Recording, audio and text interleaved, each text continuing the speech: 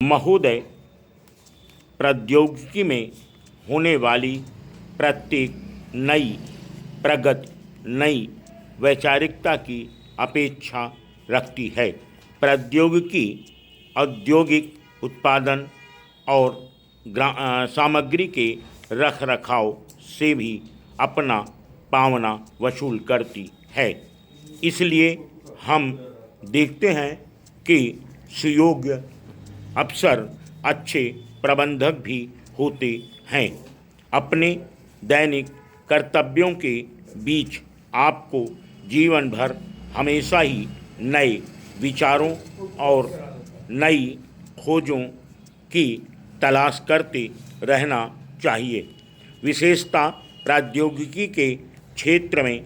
लेकिन आपको यह गलतफहमी कभी नहीं होनी चाहिए कि आप और सभी से श्रेष्ठ हैं। व्यक्ति जितना ही समझदार और अनुभवी होता जाता है, वह उतना ही अधिक सजग होता जाता है कि अभी कितना कुछ और सीखना है तथा जानकारी के स्रोत व व्यक्ति या परिस्थितियां भी हो सकती हैं जिनके बारे में हमें कोई भी संभावना नहीं दिखाई देती थी।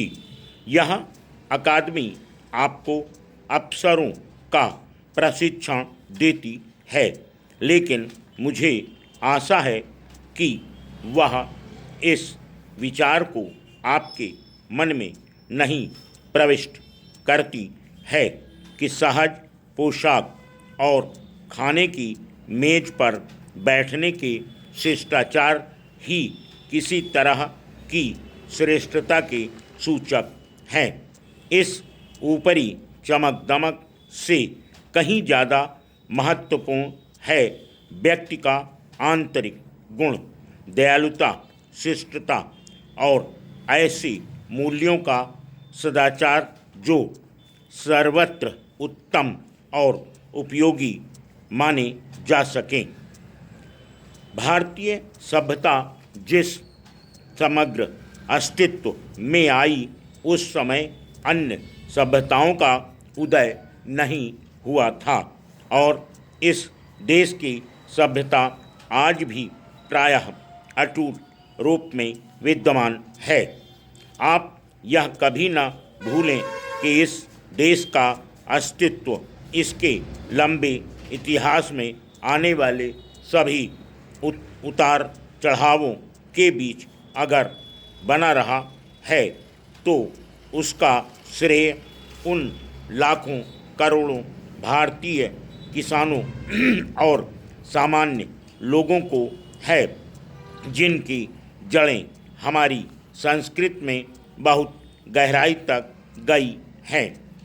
ये हमारी स्वतंत्रता की लड़ाई की रीढ़ रहे हैं और क्या भारत उन्हीं के आधार पर समृद्ध बनेगा।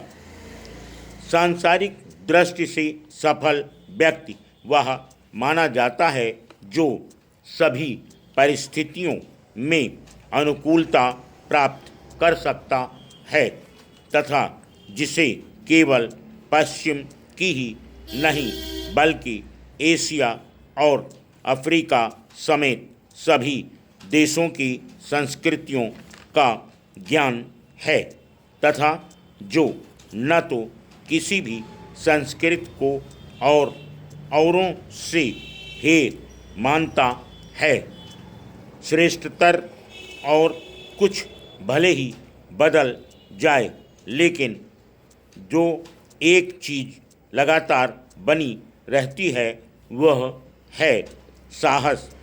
मेरे पिताजी ने मुझे लिखा था, बहादुर बनो और शेष सब कुछ तुम्हें स्वतः मिलता जाएगा। साहस ही अन्य सभी गुणों की नींव है। पैरा। प्रिय मुख्यमंत्रियों, अर्थव्यवस्था का पुनर्जीवन हमारी सामूहिक प्राथमिकता होनी चाहिए।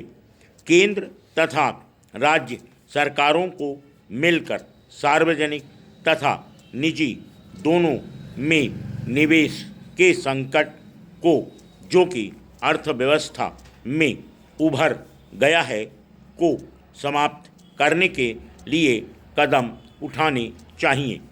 इसको केंद्र अवसर संरचनात्मक विकास में बड़े पैमाने पर सार्वजनिक निवेश को सुप्रवाही करेगा।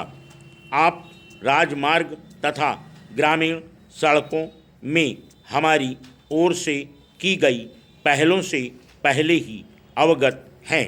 हमने रेलवे के कार्यकलापों में दीर्घावधि सुधार करने का भी निश्चय किया है।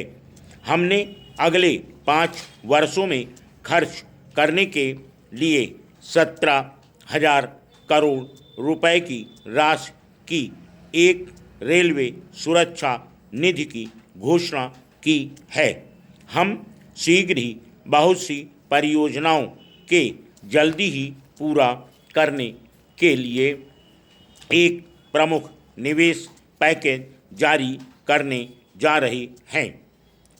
कार्यक्रम कार्यान्वयन विभाग इस समय 461 परियोजनाओं को मॉनिटर कर रहा है, जिनकी लागत 100 करोड़ से भी अधिक है तथा गैर पूरा होने के विभिन्न चरणों पर है। उनमें से बहुत सी 10 वर्षों से कार्यान्वयनाधीन है। केंद्र ने इन परियोजनाओं में से 100 को अपने हाथ में लेने का प्रस्ताव किया है, जो शीघ्र ही पूरी की जा सकती हैं। इसके लिए आवश्यक निवेश उपयुक्त रूप से उपलब्ध कराया जाएगा।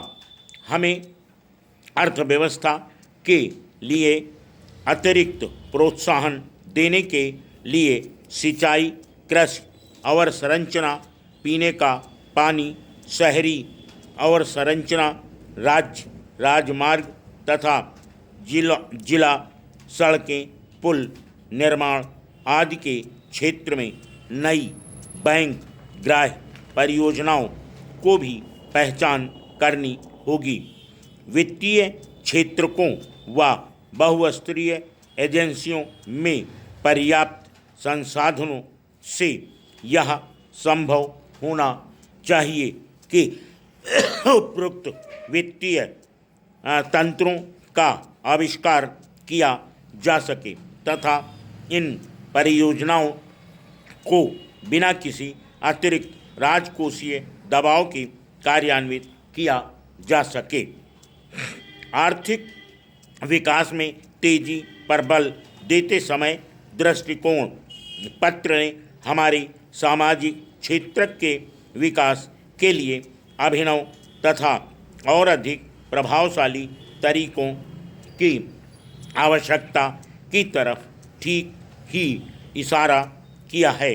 यहाँ मुख्य बात कार्य क्षेत्र में विस्तार के साथ साथ हमारे प्रचुर मानव संसाधनों के विकास में सार्वजनिक निजी भागीदारी में गहराई लाना है। ऐसी भागीदारी संभव है तथा शिक्षा, स्वास्थ्य, देखभाल, खर्च एवं स्वच्छता के लिए यह आवश्यक भी हो गया है। दृष्टिकोण पत्र में अच्छे शासन के महत्व को ठीक तरीके से परिलक्षित किया है। हमने संस्थागत ढांचे को ऐसा बनाया है जो सभी आर्थिक क्रियाकलापों का मार्गदर्शन करता है।